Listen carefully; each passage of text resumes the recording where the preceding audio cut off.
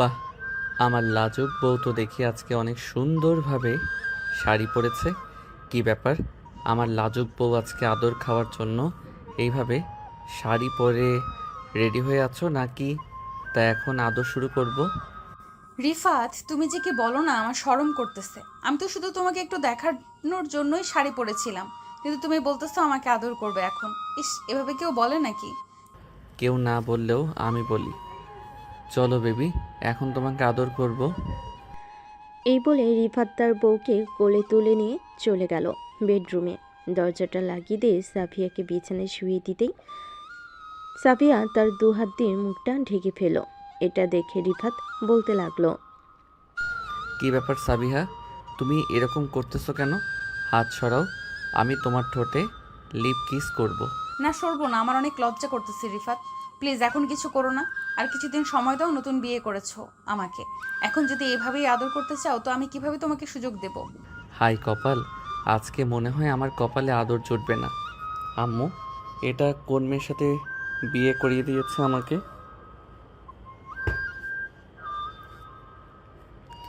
না আছে তার মধ্যে কোনো রোমান্টিকতা, না আছে অন্য কোনো কিছু। যাও, আজকে আদর করব না। আমার জন্য খাবার রেডি করো, আমি ফ্রেশ হয়ে আসতেছি। এই বলে রিফাত রেগে চলে গেল ওয়াশরুমে। ফ্রেশ হয়ে রুমে এসে দেখে সাবিয়া নিচে চলে গেছে। ঘড়ির দিকে তাকিয়ে দেখে রাত 1টা বেজে গেছে। আজকে অফিসে একটু বেশি কাজ থাকার কারণে আসতে দেরি হয়ে গেছে। এসব ভাবতে ভাবতে রিফাত চলে গেল। খাবার টেবিলে বসে আছে রিফাত। এমন সময় সাবিয়া রিফাতকে খাবার দিয়ে দিল। রিফাত চুপচাপ খেয়ে চলে গেল তার রুমে। বিছানায় শুয়ে আছে রিফাত। এমন সময় রুমে প্রবেশ করলো সাফিয়া। রিফাতকে শুয়ে পড়তে দেখে সাফিয়া বলতে লাগলো, কি ব্যাপার, শুয়ে পড়েছো যে আজকে? আমার সাথে গল্প করবে না তুমি? গল্প করার মুড নেই, অনেক রাত হয়ে গেছে। কালকে সকালে আবার অফিসে যাইতে হবে। এখন ঘুমাই, তাহলে তুমিও ঘুমিয়ে পড়ো। ঠিক আছে, ঘুমাও তাহলে তুমি। আমিও ঘুমাবো, শাড়িটা খুলে আসতেছি। এই বলে সাফিয়া চলে গেল ওয়াশরুমে। এইদিকে রিফাত বিছানায় শুয়ে শুয়ে ভাবতেছে, আমার কপালে এমন একটা বউ জুটেছে, অন্য কারো কপালে যাতে এমন বউ না জোটে দোয়া করি। এসব বিড়বিড় করতে করতে রিফাত ঘুমিয়ে গেল। এইদিকে সাফিয়া ওয়াশরুম থেকে বের হয়ে রিফাতের পাশে শুয়ে পড়ল। এদিকে রিফাত ঘুমের ঘরে যেই সাফিয়াকে জড়িয়ে ধরতে যাবে, এমন সময় সাফিয়া রিফাতের হাত সরিয়ে ফেলল। সাফিয়া রিফাতের হাত সরিয়ে দিতেই রিফাত কিছু বলল না। সকাল 6টা। রিফাত তাড়াতাড়ি করে ঘুম থেকে উঠে ফ্রেশ হয়ে বসে আছে। এমন সময় সাফিয়া রিফাতের জন্য কফি নিয়ে আসলো। রিফাতের হাতে দিতেই রিফাত বলতে লাগলো, সাবিহা, আমি কফি খাবো না, তুমি খেয়ে নাও কফিটা। আমি অফিসে চলে গেলাম, আস্তে আস্তে রাত হবে, তুমি ঘুমিয়ে থাইকো। আমি বাহির থেকে খাবার খেয়ে আসবো। ঠিক আছে, আমি রাতে খাওয়া দাওয়া করে ঘুমিয়ে যাব।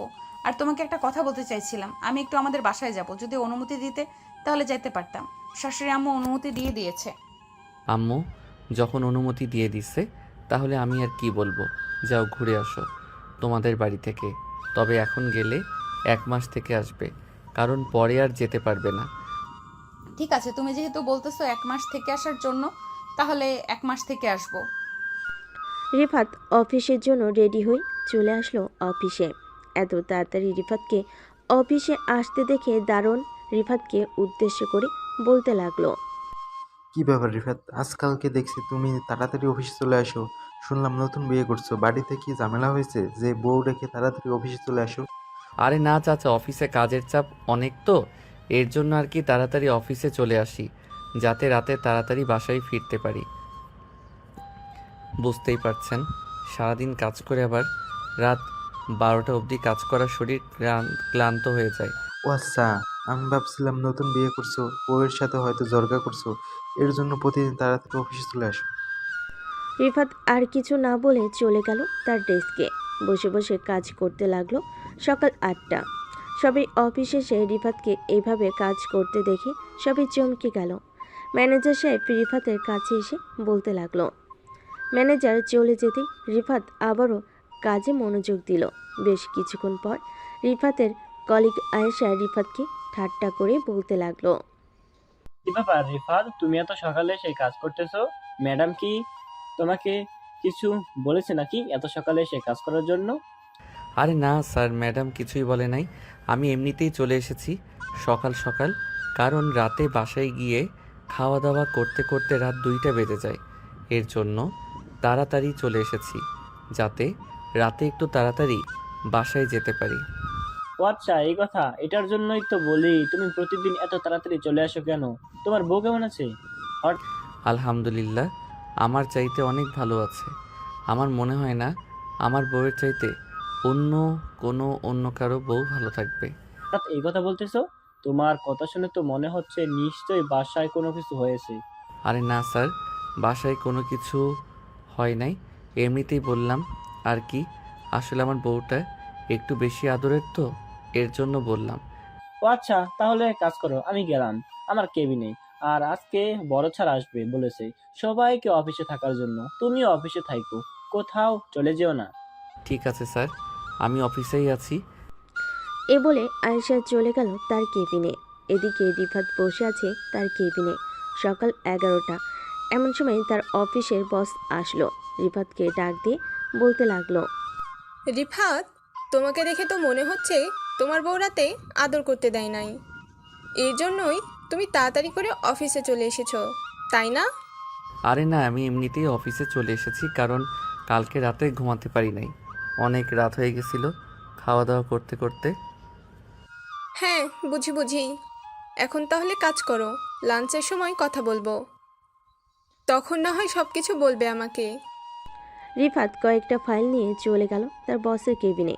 বেশ কিছুক্ষণ পর তার বস সকল ফাইলগুলো দেখে বলতে লাগলো, রিফাত, তুমি একটু আমার কেবিনে আসো তো। তোমার সাথে আমার জরুরি কথা আছে। জি ম্যাডাম, আসতেছি, আপনি যান। রিফাত তার বসের সাথে আরও কিছুক্ষণ কথা বলে চলে গেল তার কেবিনে। মিস্টার রিফাত, আপনার কি সমস্যা হচ্ছে রাত 12টা অবধি অফিস করতে? যদি সমস্যা হয়ে থাকে তাহলে আপনি বলতে পারেন, আমি অন্য লোক দেখে নিব। না ম্যাডাম, আমার কোনো সমস্যা হচ্ছে না। আসলে এত রাতে কোনো বাস পাওয়া যায় না তো, এর জন্য আর কি একটু বেশি সমস্যা হয়ে যায়। তবে আমি বাইক নিয়ে এসেছি, এখন থেকে আর সমস্যা হবে না। ঠিক আছে, তাহলে যে কোনো সমস্যা হলে আমাকে ফোন দিবেন, আমি চলে আসব। আরও কয়েকটা ফাইলের কাজ শেষ করে ফেলল। লাঞ্চের আগেই দুপুর 2টা। সবাই লাঞ্চ নিয়ে চলে এসেছে বড় একটা কেবিনে। সবাই বসে খাবার খাচ্ছে। এমন সময় আয়েশা রিফাতের পাশে এসে বসে পড়ল। রিফাতকে ধাক্কা দিয়ে বলতে লাগলো, এখন বলতে পারেন আপনার কি সমস্যা হয়েছে, যদি কোনো সলিউশন দিতে পারি আপনাকে মিস্টার রিফাত। আর বলো না আয়েশা আপু, আমার সাথে এমন একটা মেয়েকে বিয়ে দিয়েছে। আম্মু আব্বু যে মেয়ে রোম্যান্স করতে বলতে কিছুই বোঝে না। রাতের বেলা তাকে জড়িয়ে ধরে ঘুমাতে যাব, সে নাকি লজ্জা পায়, তার নাকি কাতুকুতু লাগে, আরও ইত্যাদি ইত্যাদি। রিফাতের কথা শুনে আয়েশা হাসতে লাগলো হো হো করে। এভাবে হাসতে দেখে আশেপাশের মানুষ আয়েশার দিকে চোখ বড় বড় করে তাকিয়ে রইল। এটা দেখে আয়েশা হাসি থামিয়ে বলতে লাগলো, এর জন্যই তো তুই প্রতিদিন সকাল সকাল এভাবে চলে আসিস। আমি তো ভাবছিলাম বাসায় হয়তো কোনো ঝামেলা হয়েছে, এর জন্য তুই এভাবে চলে আসিস। এক কাজ কর, তোর বউকে তার বাপের বাড়ি পাঠিয়ে দে, কয়েকদিন থেকে আসুক। এরপর সকল কিছু বুঝতে পারবে যখন তার আব্বু আম্মুর বকা খাবে। হ্যাঁ, আমি তাকে বলেছি যে 1 মাসের জন্য তাদের বাড়িতে চলে যাইতে। সে রাজি হয়ে গেছে যাওয়ার জন্য। রাতে বাসায় গিয়ে হয়তো দেখব সে চলে গেছে। আর বলিস না, এরকম বউ থাকার চাইতে না থাকাই ভালো। আজকে বিয়ে করেছি, 1 মাস হয়ে গেছে, একদিনও আদর করতে পারলাম না তাকে ঠিক মতো। কোনো চিন্তা করিস না, আমি যেটা বলেছি সেটা কর, দেখবি একদম ঠিক হয়ে যাবে। আর যত পারিস অবহেলা করবি, অবহেলা করলে আরও তত কাছে আসবে। কাছে আসলেই তুই আস্তে আস্তে তাকে বুঝতে শিখাবি সকল কিছু। ঠিক আছে, এখন খাওয়া দাওয়া করে নে, প্রায় সময় শেষ হয়ে যাইতেছে, আবার কাজ করতে হবে, অনেকগুলো ফাইল আছে। রিফাত আর আয়েশা খাওয়া দাওয়া করে চলে গেল তাদের কেবিনে। রাত 10টা অবধি কাজ করে রিফাত চলে আসলো বাসায়।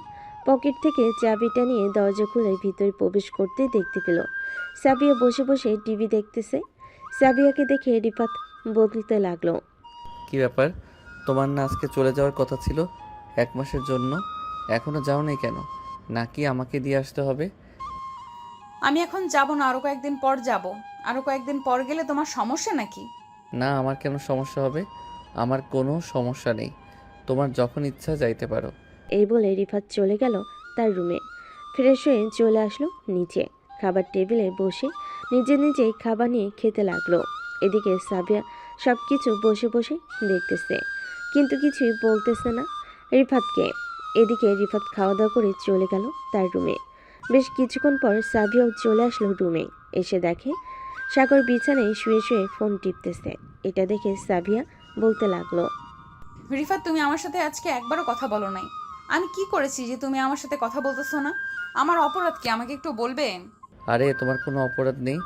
আসলে সারাদিন অফিসে কাজ করতে করতে শরীর ক্লান্ত হয়ে যায়, বাসায় এসে খাওয়া দাওয়া করে ঘুমাতে হয়। আবার তোমার সাথে কখন কথা বলবো বলো?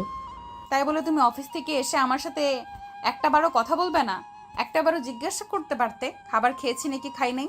আমি যে সেই দুপুর থেকে বসে আছি তোমার সাথে খাবো, কিন্তু তুমি তো আমাকে একবারও জিজ্ঞাসা করো নাই। আমি তো তোমাকে বলে গিয়েছিলাম খাওয়া দাওয়া করে নেওয়ার জন্য। তুমি খাওয়া দাওয়া করে নিবে, আমি কখন বাসায় আসি তা ঠিক নেই। আর কালকে সকালে রেডি হয়ে থাইকো, তোমাকে তোমাদের বাসায় নামিয়ে দিয়ে এসে এরপরে আমি অফিসে যাব। আমি এখন আমাদের বাসায় যাব না, যেতে যেতে দেরি আছে। তুমি চাইলে আমাকে জড়িয়ে ধরে ঘুমাতে পারো, আমি কিছু বলবো না।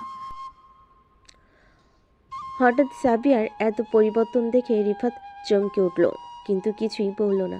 বেশ কিছুক্ষণ পর রিফাত সাবিয়াকে পিছন থেকে জড়িয়ে ধরে ঘুমিয়ে গেল। সকাল 7টা। রিফাত ঘুম থেকে উঠে দেখে সাবিয়া তার পাশে নেই। এটা দেখে রিফাত চলে গেল ওয়াশরুমে। ফ্রেশ হয়ে বাইরে আসতেই দেখতে পেল সাবিয়া দাঁড়িয়ে আছে। সাবিয়াকে দেখে রিফাত বলতে লাগলো, এত সকালে ঘুম থেকে উঠে কোথায় গিয়েছিলে? তোমার জন্য রান্না শেষ করে আসলাম। তুমি তো আবার অফিসে চলে যাবে। কিছু না খেয়ে চলে যাও প্রতিদিন।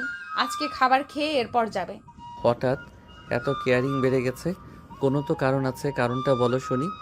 কারণ তেমন কিছুই নেই। স্বামীকে ভালোবাসবো না তো কাকে ভালোবাসবো? আমি এতদিন তোমাকে আমার কাছে আসতে দেই নাই, আসলে বুঝতেই পারছো নতুন বিয়ে হয়েছে।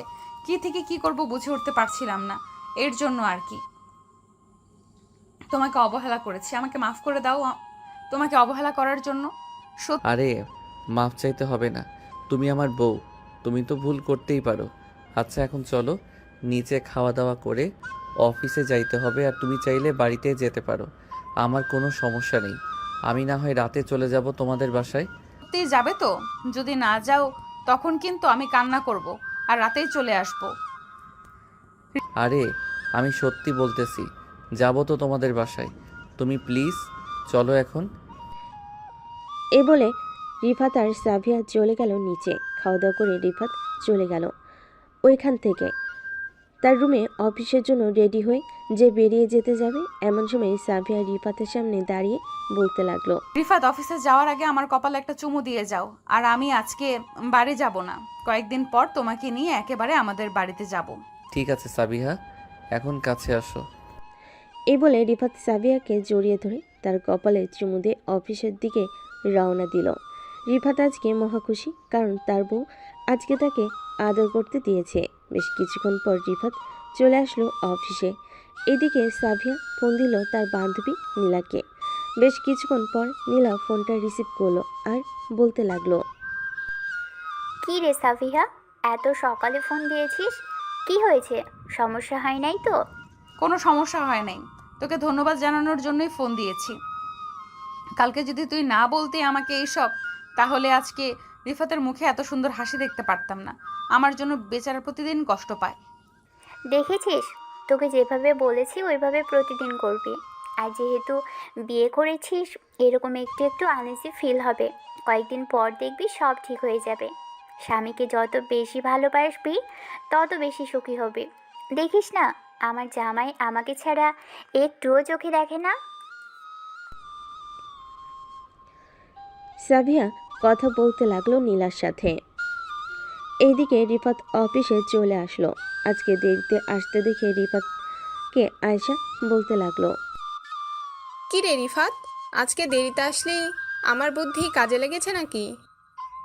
আরে তোর বুদ্ধি কাজে লাগবে কিভাবে? তোর বুদ্ধি একটু কাজে লাগে নাই।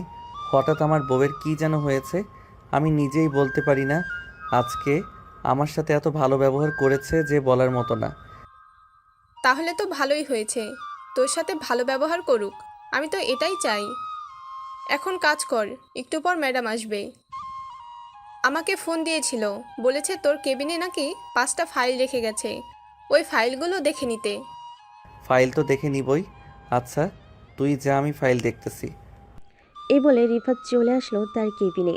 বেশ কিছু ফাইল দেখার পর রিফাত উঠে চলে গেল তার বসের কেবিনে। ফাইলগুলো রেখে আবারও চলে আসলো তার কেবিনে। সন্ধ্যায় রিফাত রওনা দিল তার বাড়ির উদ্দেশ্যে। হঠাৎ রাস্তায় একটা মেয়েকে ফুল বিক্রি করতে দেখে মেয়েটার কাছ থেকে গাঁদা ফুল নিয়ে যেতে লাগলো বাড়ির দিকে। বেশ কিছুক্ষণ পর রিফাত চলে আসলো বাসায়। কলিং বেল দিতেই সাবিয়া এসে দরজা খুলে দিল। রিফাতের হাতে গাঁদা ফুল দেখে বলতে লাগলো, ধন্যবাদ তোমাকে রিফাত, আমার জন্য গাঁদা ফুল নিয়ে এসেছো। আমি তোমাকে ফোন দিয়ে বলতে চাইছিলাম, কিন্তু ফোনে টাকা নেই, এই জন্য আমি আর বলতে পারি নাই। আর বলতে হবে না, এখন থেকে প্রতিদিন তোমার জন্য গাঁদা ফুল নিয়ে আসবো। আর কি কি লাগবে আমাকে বলে দিবে, সকালে আমি আসার সময় নিয়ে আসবো। ঠিক আমার জন্য বেশি কিছু আনতে হবে না, আইসক্রিম আর গাঁদা ফুল নিয়ে আসলেই হবে, কারণ এই দুইটা আমার ভীষণ পছন্দের জিনিস। এই দুইটা হলেই আমার চলে যায়। যাও ফ্রেশ হয়ে আসো আর আব্বু আম্মুকে ডেকে নিয়ে এসো, আমি সবার জন্য খাবার রেডি করতেছি। আছে সাবিহা। এই বলে রিফাত চলে গেল তার রুমে। দরজাটা লাগিয়ে দিয়ে রিফাত ফ্রেশ হয়ে চলে আসলো নিচে। এসে দেখে তার আব্বু আম্মু বসে আছে খাবার টেবিলে। সবাই একসাথে বসে খাবার খাচ্ছে। এমন সময় রিফাতের আব্বু বলতে লাগলো, রিফাত, তোর অফিস কেমন চলছে? সাবিয়া বলেছে তুই নাকি প্রতিদিন রাত 12টা 1টা বাজে অফিস থেকে বাসায় আসিস। অফিসে বেশি কাজ নাকি? হ্যাঁ আব্বু, বড় প্রজেক্ট এসেছে তো এর জন্য অফিসে একটু বেশি কাজ পড়ে গেছে। কয়েকদিন পর সব কিছু ঠিক হয়ে যাবে, তখন আবারও 8টা থেকে 8টা পর্যন্ত অফিস চলবে। ঠিক ও আচ্ছা। রিফাত আর সাবিয়া খাওয়া দাওয়া করে চলে গেল রুমে। রুমের ভিতর প্রবেশ করতে রিফাত দরজাটা লাগিয়ে দিয়ে সাবিয়াকে কোলে তুলে নিল। বেশ কিছুক্ষণ ঘুরপাক খাওয়ার পর সাবিয়া বলতে লাগলো, রিফাত, তুমি কি এখন আমাকে আদর করবে নাকি আরো কিছুদিন পর আদর করবে? আমি আরো 1 বছর পর বেবি নিতে চেয়েছিলাম। আছে, 1 বছর পর বেবি নাও, কোনো সমস্যা নাই। এখন তো আদর করতে দিবে, তাই না?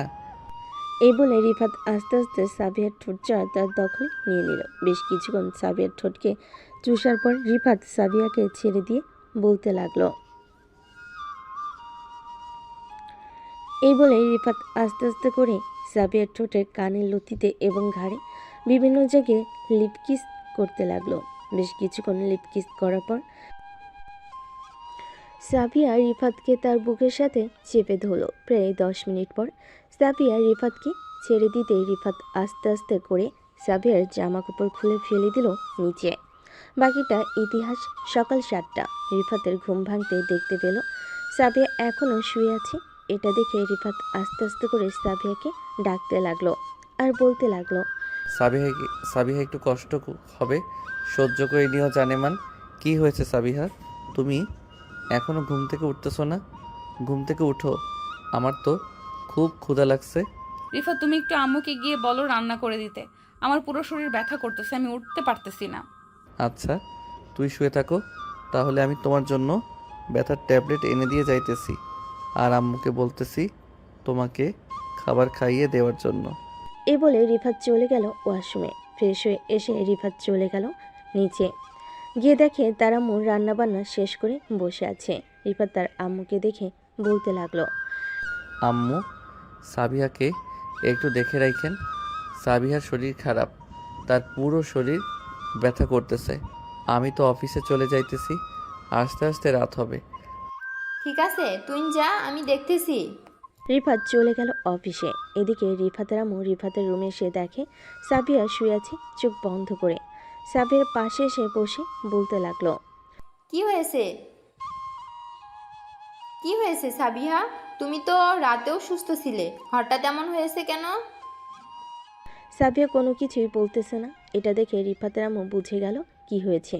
রিফাতের আম্মু চলে আসলো নিচে, খাবার নিয়ে সাবিয়াকে খাইয়ে দিল।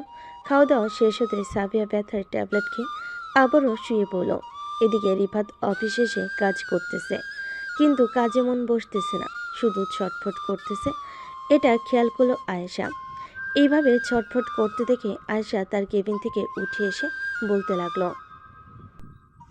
কি রে রিফাত, কি হয়েছে তোর? এইভাবে ছটপট করতেছিস কেন? মনে হচ্ছে তুই এক জায়গায় বসে থাকতে পারতেছিস না। কোনো সমস্যা হয়েছে নাকি? সমস্যা হলে শেয়ার করতে পারিস। আসলে আয়শা, তুই আমার বেস্ট ফ্রেন্ড। তোর ভাবিকে রাতে আদর করেছিলাম, সকালে ঘুম থেকে উঠতে পারে নাই, সারা শরীর নাকি ব্যথা করতেছে। এখন আম্মু নাকি খাবার খাইয়ে ওষুধ খাইয়ে দিয়েছে, কিন্তু আমার মন বসতেছে না কাজে। কি করব বুঝতে পারছি না। আচ্ছা, তুই বসে থাক, আমি ম্যাডামকে বলে দেখি। যদি ম্যাডাম ছুটি দেয় তোকে তাহলে তো দিল, আর না হলে 8টার দিকে চলে যাবি বাসায়, তাহলেই হবে। এই বলে আয়েশা চলে আসলো তার বসের কেবিনে। ভিতরে প্রবেশ করে আয়েশা তার বসকে উদ্দেশ্য করে বলতে লাগলো, ম্যাডাম, রিফাতের একটু সমস্যা হয়ে গেছে, তাকে আজকের দিন ছুটি দিতে পারবেন? সে ভয়ে বলতে পারতেছে না আপনাকে। কি সমস্যা হয়েছে আমাকে বলো, আমি দেখতেছি। আসলে এটা তাদের পার্সোনাল সমস্যা, মানে রিফাতের স্ত্রী একটু অসুস্থ, তো এর জন্য সে ছুটি চাইছিল। এখন যদি ছুটি দিতেন তাহলে সে চিন্তামুক্ত হতে পারত। আচ্ছা, তুমি এক কাজ করো, রিফাতকে গিয়ে বলো যে ফাইলগুলো দেখা হয়েছিল ওই ফাইলগুলো দিয়ে বাকি ফাইলগুলো তার বাসায় নিয়ে যাওয়ার জন্য। যদি বাসায় বসে দেখতে পারে তাহলে তো দেখলো, আর না দেখতে পারলে কালকে অফিসে এসে তারপর দেখবে। ঠিক আছে ম্যাডাম, আর আপনাকে অনেক ধন্যবাদ ছুটি দেওয়ার জন্য। এই বলে আয়েশা চলে গেল রিফাতের কাছে। রিফাতকে গিয়ে বলতে রিফাত ফাইলগুলো তার বসের কেবিনে দিয়ে বাকি ফাইলগুলো নিয়ে বাড়ির উদ্দেশ্যে রওনা দিল। বেশ কিছুক্ষণ পর রিফাত চলে আসলো বাসায়। কলিং বেল দিতেই রিফাতের আম্মু এসে দরজা খুলে দিল। কি রে রিফাত, কি রে রিফাত, অফিস থেকে চলে আসলি যে? কাজ নেই নাকি আজকে? কাজ আছে, আসলে মাথা ব্যথা করছিল তো একটু, এর জন্য আর কি আমি চলে এসেছি সকল কিছু নিয়ে। ঠিক আছে, তুই রুমে যা, আমি তোর জন্য কফি নিয়ে আসতেছি। কফি খেলে তোর মাথা ব্যথা কমে যাবে। রিফাতকে চলে আসতে দেখে বলতে লাগলো। রিফাত মাথা নাড়িয়ে চলে গেল তার রুমে। গিয়ে দেখে সাবিয়া ঘুমাচ্ছে। সাবিয়াকে না ডেকে রিফাত চেয়ারে বসে কাজ করতে লাগলো। বেশ কিছুক্ষণ পর রিফাতের আম্মু রিফাতের জন্য খাবার আর কফি নিয়ে আসলো। রিফাত কফি আর খাবার খেয়ে আবারও কাজে মনোযোগ দিল। দুপুর 2টা। সাবিয়ার ঘুম ভাঙতে দেখে রিফাত রুমে বসে আছে। রিফাতকে দেখে সাবিয়া বলতে লাগলো, রিফাত, তুমি কখন বাসায় এসেছো? আমাকে একবার ফোন দাও নাই কেন? এমনিতেই ফোন দেই নাই, তুমি তো অসুস্থ এর জন্য, আর ডাকও দেই নাই। ফ্রেশ হয়ে আসো, পরে তোমাকে নিয়ে নিচে যাব খাবার খাওয়ার জন্য। হেঁটে হেঁটে যেতে পারবে নাকি নিয়ে যেতে হবে? না, আমি একাই যেতে পারবো, এখন একটু সুস্থ আছি। এই বলে সাবিয়া আস্তে আস্তে করে চলে গেল ওয়াশরুমে। এদিকে রিফাতের আম্মু খাবার নিয়ে চলে আসলো রিফাতের রুমে। খাবার দিয়ে চলে গেল নিচে। বেশ কিছুক্ষণ পর সাবিয়া গোসল করে বের হতেই রিফাত আবার পিছন থেকে জড়িয়ে ধরল সাবিয়াকে। রিফাত, ব্যথা পাচ্ছি তো, প্লিজ ছেড়ে দাও, শরীরে একটুও শক্তি নেই। আবার তুমি এইভাবে ধরেছো। মাত্র কয়েক ঘন্টা আদর করেছি, এতেই যদি এমন অবস্থা হয়, আরও তো সময় পড়ে আছে। বাকি সময় কি হবে? জানি না কি হবে, এখন ছাড়ো আমাকে, খাবার খাইয়ে দাও। ঠিক আছে, খাবার খাইয়ে দিতেছি, বসো তুমি এখানে। এই বলে রিফাত সাবিয়াকে খাবার খাইয়ে দিতে লাগলো। বেশ কিছুক্ষণের মধ্যেই রিফাত সাবিয়াকে খাবার খাইয়ে দিল। খাওয়া দাওয়া শেষ করে বসে আছে। এমন সময় সাবিয়ার ফোনটা বেজে উঠল। তাকিয়ে দেখে সাবিয়ার আম্মু কল দিয়েছে। কলটা রিসিভ করতেই ওপাশ থেকে সাবিয়ার আম্মু বলতে লাগলো, কি রে সাবিয়া, তুই নাকি অসুস্থ? তোর শাশুড়ি ফোন দিয়ে বলেছে। কি হয়েছে তোর? আমি আসবো নাকি? আরে না আম্মু, আসতে হবে না, তেমন কিছু হয় নাই, ওই একটু ঠান্ডা লেগেছে তো এই জন্য আর কি, শুয়েছিলাম। আসার দরকার নেই, আমি কয়েকদিন পর আসতেছি। ঠিক আছে, আয় তাহলে। সাফিয়া আরও কিছুক্ষণ তার আম্মুর সাথে কথা বলে ফোনটা কেটে দিল। বিকাল 5টা। রিফাত সাফিয়াকে উদ্দেশ্য করে বলতে লাগলো, সাবিহা, ঘুরতে যাবি নাকি আমার সাথে? এখন এই অবস্থায় ঘুরতে যাব কি করে? কালকে যাব, এখন যেতে পারবো না। ঠিক আছে, তাহলে তুমি বাসায় থাকো, আমি একটু পরে আসতেছি। বাইরে একটা কাজ আছে, কাজটা শেষ করে তোমার জন্য আইসক্রিম নিয়ে আসবো। ঠিক আছে, যাও তাহলে। রিফাত চলে গেল বাহিরে। প্রায় 1 ঘন্টা পর রিফাত সাবিয়ার জন্য আইসক্রিম নিয়ে বাসায় আসলো। আইসক্রিমটা সাবিয়াকে দিয়ে দিতে সাবিয়া খেতে লাগলো। রাত 9টা। সবাই বসে আছে নিচে।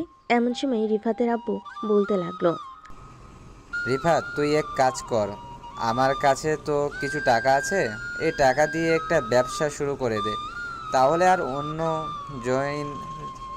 অন্যজনের কাজ করতে হবে না এত রাত করে। না আব্বু, এখন ব্যবসা শুরু করতে হবে না। আর অফিসে তো এরকম মাঝে মধ্যে কাজ হয়, এটা নিয়ে দুশ্চিন্তা করার কোনো কারণ নেই। কালকেই সব কিছু ঠিক হয়ে যাবে। রিফাত তার আব্বু আম্মুর সাথে আরও কিছুক্ষণ কথা বলে চলে আসলো রুমে। এদিকে সাবিয়া তার শাশুড়ি মায়ের সাথে আরও কিছুক্ষণ কথা বলে রুমে এসে দেখে রিফাত শুয়ে পড়েছে। রিফাতকে শুয়ে পড়তে দেখে সাবিয়া বলতে লাগলো, কি ব্যাপার, শুয়ে পড়েছো কেন? আমাকে জড়িয়ে ধরে ঘুমাবে না? হ্যাঁ, ঘুমাবো তো। কাছে আসো। কাছে না আসলে জড়িয়ে ধরবো কিভাবে? এটা বলতেই সাবিয়া রিফাতের বুকের উপর গিয়ে শুয়ে পড়ল। বেশ কিছুক্ষণ পর দুজনেই ঘুমিয়ে গেল। সকাল 6টা। রিফাত ঘুম থেকে উঠে আস্তে করে সাবিয়ার ঠোঁটে ঘাড়ে মুখে বিভিন্ন জায়গায় কিস করতে লাগলো। বেশ কিছুক্ষণ পর সাবিয়া ঘুম থেকে উঠে গেল। রিফাতকে এরকম করতে দেখে বলতে লাগলো, কি হচ্ছে রিফাত, এরকম করতেছো কেন সকাল সকাল? এতই আদর করার ইচ্ছে নাকি আমাকে যে এত সকাল সকাল আমার সাথে এরকম করতেছো? হ্যাঁ, তোমাকে আদর করতে অনেক ইচ্ছা করতেছে, এর জন্যই তো তোমার সাথে এরকম করতেছি। প্লিজ জান, একটু আদর করতে দাও। তোমাকে আদর না করলে আমার কিছুই ভালো লাগে না। হয়েছে, ঢং করতে হবে না, আস্তে আস্তে আদর করবে কিন্তু। গতকালকে অনেক ব্যথা দিয়েছো, আজকে ব্যথা দিলে লাথি মেরে উঠিয়ে দেবো আমার উপর থেকে। এই বলে রিফাত সাবিয়ার ঠোঁটে বিভিন্ন জায়গায় লিপকিস করতে লাগলো। বেশ কিছুক্ষণ এভাবে লিপকিস করার পর রিফাত আস্তে আস্তে করে সাবিয়ার জামা কাপড় খুলে ফেলে দিল নিচে। এদিকে সাবিয়া লজ্জায় মুখ লুকালো রিফাতের বুকে। প্রায় 1 ঘন্টা আদর করার পর রিফাত সাবিয়াকে ছেড়ে দিয়ে চলে গেল ওয়াশরুমে। বেশ কিছুক্ষণ পর বাইরে আসতেই দেখতে পেল সাবিয়া এখনও শুয়ে আছে। এটা দেখে রিফাত বলতে লাগলো, আমার এত সুন্দর বউ এত লাজুক আর এত অলস হবে আগে জানতাম না। আগে জানলে তো কখনোই বিয়ে করতাম না। রিফাত, মুখ সামলে কথা বলো। আমি একদম অলস না। তুমি চলে গেলে সারাদিন কাজ করি ঘরে, আর তুমি বলতেছো আমি অলস? তুমি একদিন বাসায় থেকে সবগুলো কাজ করে দেখো কেমন লাগে। হয়েছে হয়েছে, আর আমাকে বোঝাতে হবে না। তুমি এখন উঠে ফ্রেশ হয়ে নাও।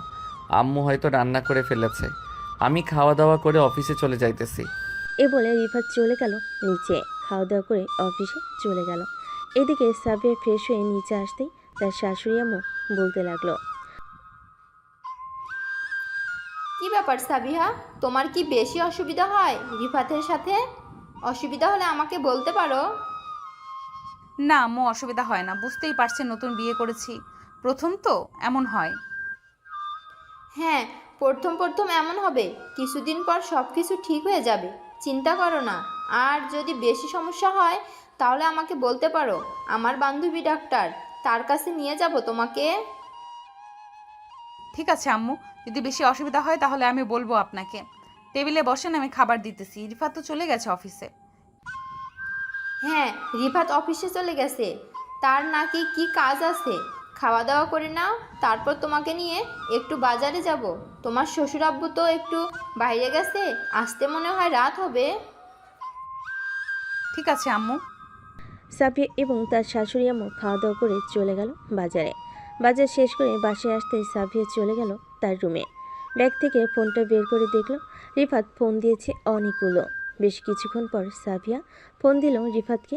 এদিকে রিফাত মিটিংয়ে থাকার কারণে ফোনটা রিসিভ করতে পারে নাই। প্রায় 1 ঘন্টা পর রিফাত মিটিং শেষ করে বাহিরে বের হয়ে পকেট থেকে ফোনটা বের করে দেখে সাবিয়া ফোন দিয়েছে অনেকগুলো। রিফাত ফোন দিলে সাবিয়াকে, কিন্তু সাবিয়া তার ফোনটা টেবিলের উপর রেখে চলে গেছে নিচে তার শাশুড়ি আম্মুর কাছে। বেশ কিছুক্ষণ পর কল করার পর ফোন রিসিভ করলো না। সন্ধ্যায় রিফাত বাসায় আসতেই দেখতে পেল সাবিয়া তার শাশুড়ি আম্মুর মাথায় তেল দিয়ে দিতেছে। এদিকে রিফাত কোনো কিছু না বলে সোজা চলে গেল রুমে। এটা দেখে রিফাতের আম্মু বলতে লাগলো, সাবিহা, কি হয়েছে রিফাতের? তুমি কি কিছু বলেছো? রিফাতের মুখ দেখে মনে হচ্ছে সে অনেক রেগে আছে। আমি তো আজকে সারাদিন আপনার সাথেই ছিলাম আম্মু, আমি আবার রিফাতকে কি বলতে যাব?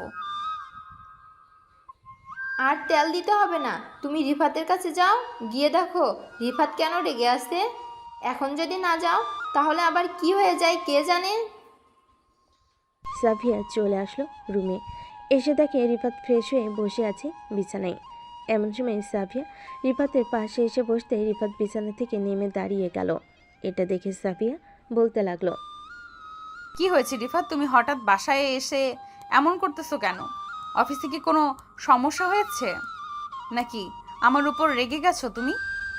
আমি কারোর উপরে রেগে থাকি না। তুমি এখান থেকে চলে যাও, আমাকে একা থাকতে দাও কিছুক্ষণ। কি হয়েছে বলবে তো? ওই সময় ফোন ধরতে পারি নাই কারণ আম্মুর সাথে বাজারে গিয়েছিলাম, ফোন ব্যাগের ভেতরে ছিল। এরপর আমি কতগুলো ফোন দিয়েছি দেখেছো? একবারও তো দেখো নাই। সাফিয়া তার ফোনটা হাতে নিয়ে দেখে প্রায় অনেকগুলো ফোন দিয়েছে। সাবিয়া রিফাতের সামনে কান ধরে দাঁড়িয়ে বলতে লাগলো, সরি জান, আমি দেখতে পাইনি তুমি যে ফোন দিয়েছো। আমি তো আজকে সারাদিন নিচেই ছিলাম, তুমি চাইলে আম্মুকে জিজ্ঞেস করতে পারো আমি সারাদিন কোথায় ছিলাম আর কি করেছি। হয়েছে হয়েছে, আর বলতে হবে না। এখন চলো খাওয়া দাওয়া করবো, খুব ক্ষুধা লাগছে। সাফিয়া আর রিফাত চলে গেল নিচে। সবাই একসাথে খাওয়া দাওয়া করতেছে।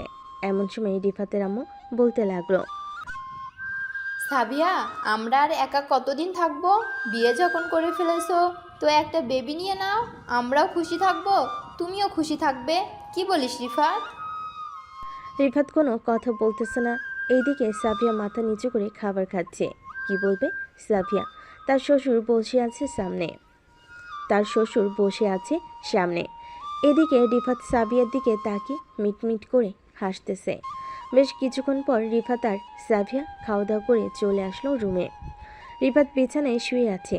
এদিকে সাফিয়া ওয়াশরুম থেকে বের হয়ে রিফাতের সামনে আসতেই রিফাত বলতে লাগলো, সাবিহা আম্মু কি বলেছে মনে আছে তো? শুরু করবো নাকি এখন? তুমি চাইলে আমি সারা রাত তোমাকে আদর করতে পারি।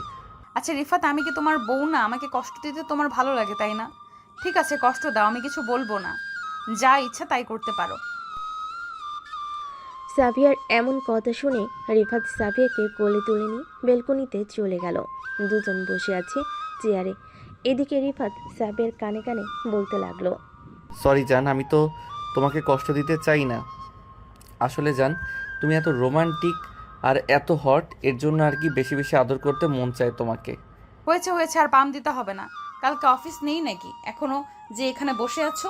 চলো ঘুমাতে যাই, কালকে আবার অফিসে যাবে তুমি। না, কালকে অফিস নেই, আমি ছুটি নিয়েছি কালকের জন্য। তোমাকে নিয়ে তোমাদের বাসায় যাব। অনেক দিন হয়েছে তুমি তোমাদের বাসা থেকে এসেছো, তোমাকে না হয় দিয়ে আসি। ঠিক আছে? আমার যাওয়াটা কি অতি জরুরি তোমার মনে হয়? আমার তো যেতে ইচ্ছে করছে না, আর কয়েকদিন পরে যেতে চাই। আচ্ছা, তুমি যেহেতু বলতেছো আর কয়েকদিন পর যাবে, তাহলে না হয় আর কয়েকদিন পর যাওয়া যাবে। তাহলে না হয় কালকের দিন ঘুরে আসি, তুমি কি বলো?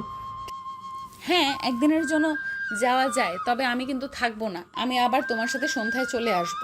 ঠিক আছে, আমি সন্ধ্যায় তোমাকে নিয়ে চলে আসবো আবার বাসায়। হ্যাঁ। রাত 3টে অবধি গল্প করে দুজনেই রুমে গিয়ে ঘুমিয়ে গেল। পরের দিন সকালে খাওয়া দাওয়া করে রিফাত আর সাবিয়া রওনা দিল সাবিয়াদের বাড়ির উদ্দেশ্যে। প্রায় 1 ঘন্টা পর রিফাত আর সাবিয়া চলে আসলো সাবিয়াদের বাসায়। কলিং বেল দিতেই সাবিয়ার ছোট বোন এসে দরজা খুলে দিল। দুজনকে দেখে বলতে লাগলো, আপু দুলাভাই কেমন আছো? তোমরা ভিতরে আসো। আলহামদুলিল্লাহ ভালো আছি। সামিরা, তুমি কেমন আছো? আলহামদুলিল্লাহ ভালো আছি। আম্মু আব্বু দেখে যাও, আপু আর দুলাভাই এসেছে। সাবিয়া আর রিফাত চলে গেল রুমে। বেশ কিছুক্ষণ পর সাবিয়া রিফাতকে নিয়ে চলে আসলো নিচে। এসে দেখে তার ছোট বোন সামিরা আর তার আম্মু রান্না করতেছে। তাদের সাথে সাবিয়াও রান্না করতে লাগলো। কিরে সাবিয়া, তুই আসবি, আমাকে সকালে ফোন দিয়ে বলবি না? আমি তো কিছুই রান্না করি নাই, এখন জামাই বাবাকে কি খাওয়াবো? আম্মু, আমি মানা করেছি আপনাদের না বলার জন্য। আমি কিছু খাবো না, আমার জন্য রান্না করতে হবে না। বিকালের দিকে আমি আর সাবিহা চলে যাব। আজকে অফিস থেকে ছুটি নিয়েছিলাম, এর জন্য এসেছি। তাই বলে আমাকে জানাবি না? আমাকে জানালে আমাকে জানালে অন্তত কিছু রান্না করে ফেলতাম। সাবিয়ার আব্বু বাজার থেকে মুরগি আর গরুর মাংস সাবিয়ার আব্বু বাজার থেকে মুরগি আর গরুর মাংস নিয়ে আসো, আমি রান্না বসিয়ে দিতেছি, ফ্রিজে অনেক কিছুই আছে। ঠিক আছে, আমি যাইতাছি এক্ষুনি, তুমি রান্না বসিয়ে দাও। সাবিয়া মা, জামাইকে নিয়ে তোর রুমে যা, অনেক দূর থেকে এসেছিস। এদিকে রিফাত শুয়ে আছে বিছানায়। এমন সময় সাবিয়ার ফোনটা বেজে উঠল। তাকিয়ে দেখে অচেনা নাম্বার। কল রিসিভ করতেই ওপাশ থেকে একটা ছেলে বলে উঠল, সাবিয়া, আমি তোমাকে অনেক ভালোবাসি। তুমি প্লিজ ফিরে আসো আমার কাছে। তুমি বিয়ে করেছো, এটা আমি শুনেছি, তবুও আমি তোমাকে মেনে নেব। তুমি চলে আসো প্লিজ, সাবিয়া প্লিজ। ওই পাশ থেকে এই কথা শুনে রিফাতের মাথায় আকাশ ভেঙে পড়ল। রিফাত হ্যালো বলতেই ও পাশ থেকে ফোনটা কেটে দিল। বেশ কিছুক্ষণ ফোন দেওয়ার পর কেউ রিসিভ করলো না। এদিকে রিফাত শুয়ে শুয়ে ভাবতেছে, কেউ হতে পারে এটা। এই সকল কিছু ভাবতেছে, এমন সময় সাভিয়া তার রুমে প্রবেশ করলো। রিফাতকে দেখে সাভিয়া বলতে লাগলো, রিফাত কি হয়েছে, এরকম গোমরা মুখ করে বসে আছো কেন? না, কিছু হয় নাই, এমনিতে অফিসের কাজ নিয়ে চিন্তা করছিলাম। সাবিহা, তুমি এখানে না হয় কয়েকদিন থাকো, যেহেতু চলে এসেছো। আমি না হয় কয়েকদিন পর তোমাকে এসে নিয়ে যাব। রিফাত, এটা তো কথা ছিল না। আমি তোমাকে বলেছিলাম আমাদের বাসায় গেলে আমি আবার তোমার সাথে চলে আসবো সন্ধ্যার দিকে। হ্যাঁ, এটা তো বলেছিলে, কিন্তু এই বাসায় থাকলে আরও ভালো হবে। 1 সপ্তাহ থাকো এখানে, আমি না হয় 1 সপ্তাহ পর এসে তোমাকে নিয়ে যাব। আমি একদিনও থাকবো না এখানে। তোমার সাথে যেভাবে এসেছি আবার সেইভাবেই চলে যাব সন্ধ্যায়। চলো, দুপুর হয়ে এসেছে, আম্মু রান্না করা শেষ। রিফাত কোনো কিছু না বলে সাবিয়ার সাথে চলে গেল নিচে। বেশ কিছুক্ষণ পর রিফাত আর সাবিয়া খাওয়া দাওয়া করে সোফায় বসে আছে। এমন সময় সাবিয়ার আম্মু বলতে লাগলো, রিফাত, আজকে রাতটা থাকো এখানে, কালকে সকালে না হয় চলে যাবে। না আব্বু, আমি থাকতে পারবো না, আমার অফিস আছে। আমি তো সকালে এসেই বলেছি আবার চলে যাব বিকালের দিকে। সাবিয়াকে বলেছি থাকার জন্য, কিন্তু সাবিয়া থাকবে না বলল। না সাবিয়া, তুই অন্তত থেকে যা কয়েকটা দিন। সামিরা তো একা একা বাসায় থাকে, তুই থাকলে সামিরা গল্প করতে পারবে তোর সাথে। আব্বু, কয়েকদিন পর আবার না হয় আসবো আমি রিফাতকে নিয়ে। একটু পর আমরা চলে যাব আবার বাসায়। এই বলে সাবিয়া আর রিফাত গল্প করতে লাগলো। কিন্তু রিফাতের মাথায় একটা কথাই ঘুরতেছে, ওই ছেলেটা কে হতে পারে? সাবিয়াকে ফোন দিয়ে এসব কথা বলেছে, নিশ্চয়ই সাবিয়া আগে রিলেশন করত। এই সকল নানা কথা চিন্তা করতে করতে বিকেল হয়ে গেল। রিফাত আর সাবিয়া চলে আসলো বাইরে। একটা রিক্সা নিয়ে সোজা তাদের বাসায় চলে আসলো। কলিং বেল দিতেই রিফাতের আম্মু এসে দরজা খুলে দিল। দরজা খুলতেই রিফাত সোজা চলে গেল তার রুমে।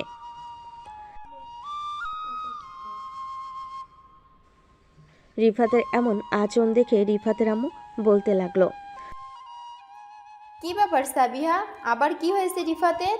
সে কিছু না বলে চলে গেল, নিশ্চয়ই কিছু হয়েছে তার। জানি না আম্মু, আমাদের বাসায় তো হাসি খুশি ভাবেই গিয়েছিল, কিন্তু এরপর কি হয়েছে আমি নিজেই জানি না। ও আচ্ছা, যাও রুমে যাও, গিয়ে জানার চেষ্টা করো কি হয়েছে। ছেলেটার যে মাঝে মধ্যে কি হয় আমি নিজেই বুঝি না। সাবিয়া চলে গেল রুমে। এদিকে রিফাত বিছানায় শুয়ে আছে। এমন সময় সাবিয়া রিফাতের পাশে এসে শুয়ে রিফাতকে জড়িয়ে ধরে বলতে লাগলো, কি হয়েছে রিফাত, তুমি এমন করতেছো কেন? আমাদের বাসায় কি কেউ কিছু বলেছে তোমাকে? না, কেউ কিছু বলে নাই, এমনিতেই এমন করতেছি। আচ্ছা সাবিহা, আমাকে একটা কথা বলো তো, তুই বিয়ের আগে কারোর সাথে রিলেশন করেছিলে? না, আমি বিয়ের আগে কারোর সাথে রিলেশন করি নাই। রিলেশন করলে তো আমি তোমাকে আগেই বলে দিতাম, আর আমার সকল কিছু তোমার জানা আছে। তাহলে কি রিফাত, আমাকে বলো। লাস্টে 881 নাম্বার, এটা কার দেখো তো। তোমার ফোনে ফোন দিয়েছিল, অনেক কিছু বলেছে। সাবিয়া তার ফোনটা বের করে নাম্বারটা চেক করতে লাগলো। বেশ কিছুক্ষণ চেক করার পর সাবিয়া হাসতে হাসতে বলতে লাগলো, ও আচ্ছা, তুমি এই কারণেই রাগ করে আছো? এই দেখো কে ছিল এটা, এই নাও কথা বলো তুমি। এই বলে সাবিয়া ফোন দিল সেই নাম্বারে ভিডিও কল। ওই পাশ থেকে রিফাতের বেস্ট ফ্রেন্ড আরাফাত হাসতে হাসতে বলতে লাগলো, কিরে শালা, সারপ্রাইজটা কেমন ছিল? সারপ্রাইজ তো দারুণ দিয়েছিস, কিন্তু তুই কবে দেশে আসলি আমাকে একবার জানালি না? আমি আজকে একদিন হয়েছে দেশে এসেছি, এসে তো তোর ভাবির কাছ থেকে ফোন নাম্বারটা নিয়ে কল দিলাম। ভাবিকে আমি জানতাম তুই ফোন ধরবি, এর জন্য ওই সব বলেছিলাম। কালকে সন্ধ্যায় দেখা করতে পারবি নাকি আমার সাথে? কালকে সন্ধ্যায় দেখা করতে পারবো নাকি পারবো না এটা সঠিক বলতে পারছি না। তুই চাইলে এখন দেখা করতে পারিস, কারণ কালকে অফিসে কাজ হয়তো অনেক থাকতে পারে, দেখা নাও করতে পারি। তুই আমতলা বাজারে চলে আয়, আমি ওইখানে আসতেছি কিছুক্ষণের মধ্যে। ঠিক আছে, তুই তাহলে আয়, আমি আমতলা বাজারের দিকে যাইতেছি। এই বলে রিফাত ফোনটা কেটে দিয়ে রেডি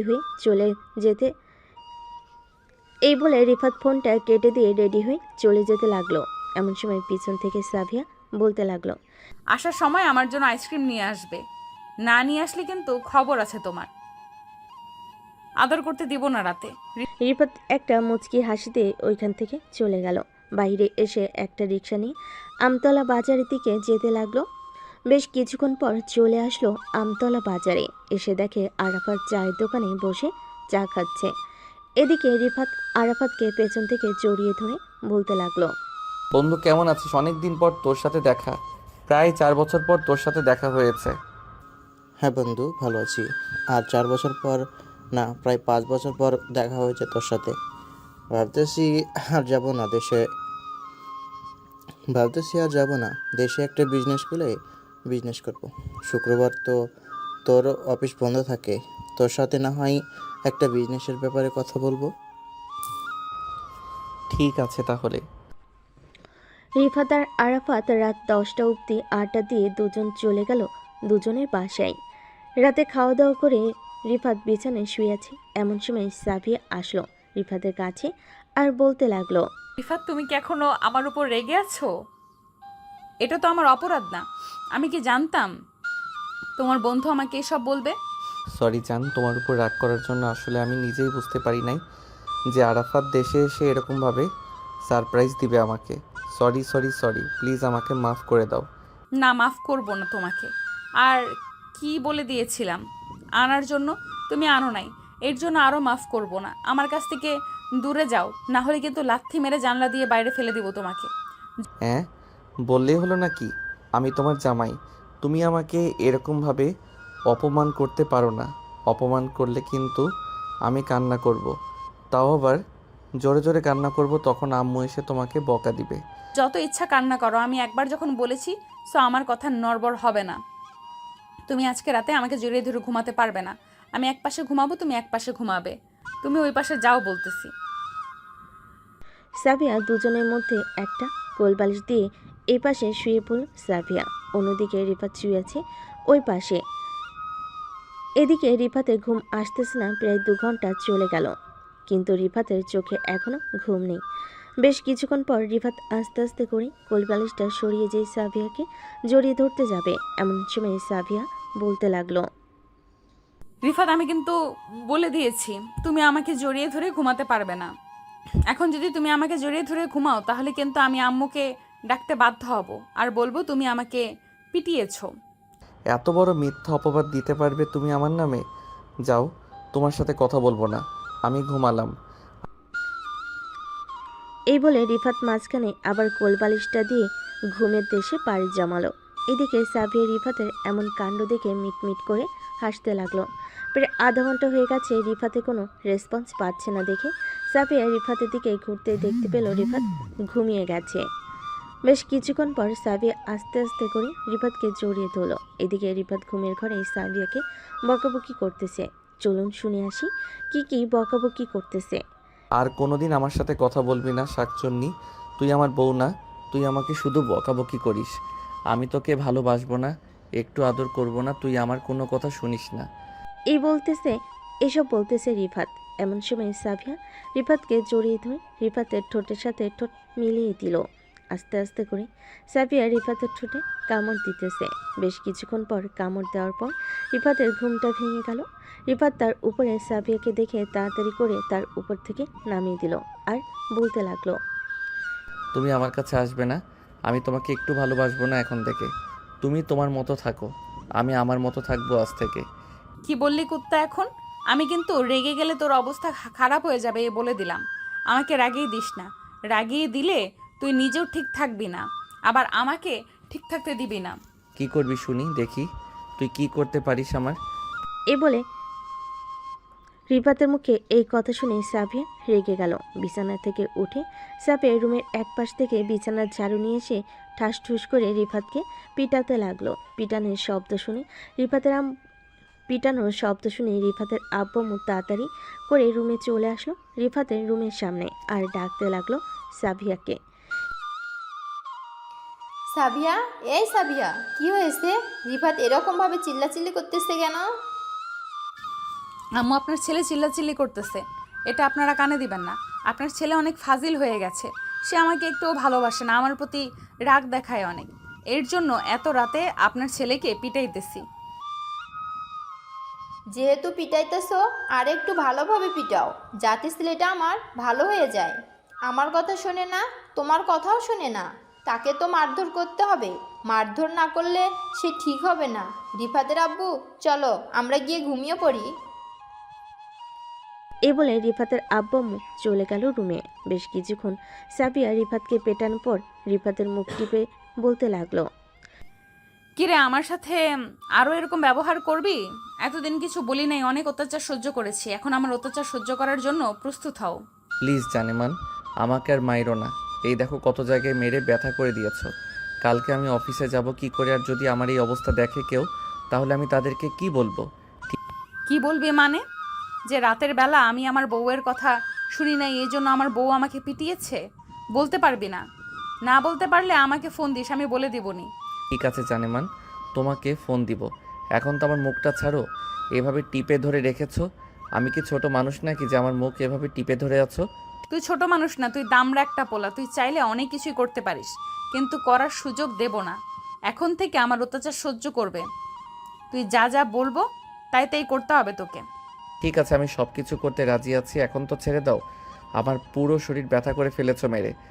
সাবিয়া রিফাতকে ছেড়ে দিয়ে বিছানা থেকে উঠে চলে গেল ওয়াশরুমে। এতক্ষণ রিফাতকে মারার কারণে সাবিয়ার পুরো শরীর ঘেমে গেছে। সাবিয়া গোসল করে এসে বসতেই রিফাত বলতে লাগলো, জানেমান, তোমার মাথায় চিরুনি করে দেই। তোর মতলব তো ঠিক লাগতেছে না। আমার মাথায় চিরুনি দিয়ে দিতে হবে না, তুই চুপচাপ শুয়ে থাক। তোকে পিটানোর কারণে আমি হাঁপিয়ে গেছি। রিফাত চুপচাপ শুয়ে রইল বিছানায়। এদিকে সাবিয়া তার চুল শুকিয়ে বিছানায় শুয়ে পড়তে রিফাত আস্তে আস্তে করে সাবিয়ার কোমরে একটা হাত রাখলো। সাবিয়ার কোনো রেসপন্স পাচ্ছে না দেখে রিফাত একটু জোরে সাবিয়ার কোমরে টিপ দিতে সাবিয়া রিফাতের দিকে ঘুরে ঠাস করে তার গালে চড় মেরে দিল দুইটা, আর বলতে লাগলো, লুচ্চা বেটা, তুই কোনোদিন ভালো হবি না। ভাবছিলাম তুই কিছু করবি না, কিন্তু তুই এখন তো দেখি আমার উপর অত্যাচার করতেছিস। এখন থেকে আমি তোর উপর অত্যাচার করব। আর একবার যদি আমার শরীরে টাচ করেছিস, তাহলে এখন তো দুইটা চড় মেরেছি, পরের বার ওয়াশরুম আটকিয়ে ঠান্ডা বরফের পানি দিয়ে গোসল করাবো তোকে। সাবিয়ার এরকম কথা শুনে রিফাত আরও ভয় পেয়ে গেল। এতদিন রিফাত ভয় পায় নাই সাবিয়াকে, কিন্তু আজকে সাবিয়ার এমন রূপ দেখে সত্যি সত্যি ভয় পাইতেছে। রিফাত বিছানা থেকে উঠে চলে গেল বেলকনিতে। বেশ কিছুক্ষণ হয়ে গেছে, রিফাত এখন আসছে না দেখে সাবিয়া বিছানা থেকে উঠে রিফাতের কাছে চলে গেল। রিফাতের ঘাট ধরে রুমের ভিতর নিয়ে আসলো আর বলতে লাগলো, এখন ভোর 4টা বাজে, তাড়াতাড়ি ঘুমা। 2 ঘন্টা ঘুমাবি, 2 ঘন্টা পর আমি তোকে ডেকে দিব, আর সকাল থেকে একটা রুটিন হবে। তুই এই 2 ঘন্টা ঘুমা, আমি এই 2 ঘন্টার ভেতরে রুটিন তৈরি করতেছি। রুটিন অনুযায়ী না চলতে পারলে তোকে অন্য মেয়ের সাথে বিয়ে করিয়ে দেবো। আমি তোমার রুটিন অনুযায়ী চলবো না, তাড়াতাড়ি করে আমাকে বিয়ে করিয়ে দাও। আমি তোমার কাছ থেকে অনেক দূরে চলে যেতে চাই। আজকে যা দেখাইলে তুমি, পরবর্তীতে আবার কি জানি করো। তুই তো লুচ্চা নাম্বার 1, আমি তো ভেবেছিলাম তুই বলবি আমাকে নিয়ে সংসার করবি, কিন্তু তুই তো দেখি আরেকটা বিয়ে করার জন্য রাজি হয়ে গেছিস। এখন তো তোকে কি করব আমার মাথায় কাজ করতেছে না। এসব বলতেছে সাবিয়া আর মাথা চুলকাচ্ছে। বেশ কিছুক্ষণ যাওয়ার পর সাবিয়া বালিশটা দিয়ে ঠাস ঠাস করে রিফাতের মুখে মারতে লাগলো। বেশ কিছুক্ষণ পেটানোর পর সাবিয়া বলতে লাগলো, আজকের মতো তোকে ছেড়ে দিলাম। আজকে অনেক অত্যাচার করে ফেলেছি তোর উপর। বেশি অত্যাচার করলে আবার তুই আমার কাছ থেকে দূরে চলে যাবি। এখন তাড়াতাড়ি ঘুমা। রিফাত কিছু না বলে ঘুমিয়ে গেল। বেশ কিছুক্ষণ পর সাবিয়া রিফাতের দিকে তাকাতেই দেখতে পেল রিফাত ঘুমিয়ে গেছে। এটা দেখে সাবিয়া আস্তে করে রিফাতের কাছে গিয়ে রিফাতের কপালে এবং ঠোঁটে লিপকিস করে আবার শুয়ে পড়ল তার বালিশে। সকাল 6টা। রিফাত ঘুম থেকে উঠে যে বিছানা থেকে ওয়াশরুমের উদ্দেশ্যে যেতে যাবে এমন সময় ঠাস করে নিচে পড়ে গেল। এটা দেখে সাবিয়া দৌড়ে এসে রিফাতকে নিচ থেকে টেনে তুলল আর বলতে লাগলো, কি ব্যাপার, তুমি পড়ে গেলে কিভাবে নিচে? হয়েছে, আর আমাকে ধরে তুলতে হবে না, আমি একাই উঠতে পারবো। এ বলে রিফাত একা একাই উঠে চলে গেল ওয়াশরুমে। ফ্রেশ হয়ে নিচে চলে আসলো। রিফাতের চোখের নিচে কালি পড়ে গেছে একদিনে। খাওয়া দাওয়া করে রিফাত অফিসে যেতে যাবে এমন সময় সাবিয়া বলতে লাগলো, রাত 10টার মধ্যে বাসায় আসবি, না হলে কিন্তু তোর খবর আছে। আর যদি আমাকে রাত 10 মিনিটে ফোন দিতে হয় তাহলে কিন্তু রাতে তোকে বাড়িতে ঢুকতে দেব না। ঠিক আছে, আমাকে বাড়ির ভিতরে ঢুকতে দিতে হবে না। আমি আমার শ্বশুর বাড়িতে চলে যাব। আজ থেকে আমি আমার শ্বশুর বাড়িতে থাকবো এবং শাশুড়িকে বলবো তোমাকে নিয়ে যাইতে। এই বলে রিফাত তাড়াতাড়ি করে ঘর থেকে বের হয়ে চলে গেল নিচে। বাইকের চাবিটা নিয়ে রওনা দিল অফিসের উদ্দেশ্যে। বেশ কিছুক্ষণ পর রিফাত চলে আসলো অফিসে। অফিসের ভিতরে প্রবেশ করতে যাবে এমন সময় দারোয়ান বলতে লাগলো, কি ব্যাপার রিফাত, তোমার এই অবস্থা কি করছে? পুরো মুখে দাগ বানিয়ে ফেলছে, মনে হচ্ছে রাতে তোমাকে উদাম কেলানি খেলাইছে। আর বললেন না চাচা, আমার কপালটাই খারাপ। এতদিন ভাবছিলাম আমার বউ লক্ষ্মী একটা বউ, কিন্তু আজকে জানতে পারলাম সে একটা ডাইনি। কখন কি করে বসে নিজেই বলতে পারে না। কালকে রাতে 4.5 ঘন্টা পেটানোর পর আমাকে ছেড়ে দিয়েছে। আরে সমস্যা নেই, বউয়ের হাতে মার খাওয়া অনেক ভালো। প্রতিদিন না, মাঝে মধ্যে এরকম খাইলে কিছুই হবে না, শরীরে আরো শক্তি পাবে। চাচা আপনি তো দেখি আমার বউয়ের মতো। আচ্ছা এখন আমি যাই, পরে আবার কথা হবে। এমনিতেই দেরি হয়ে গেছে অফিসে আসতে।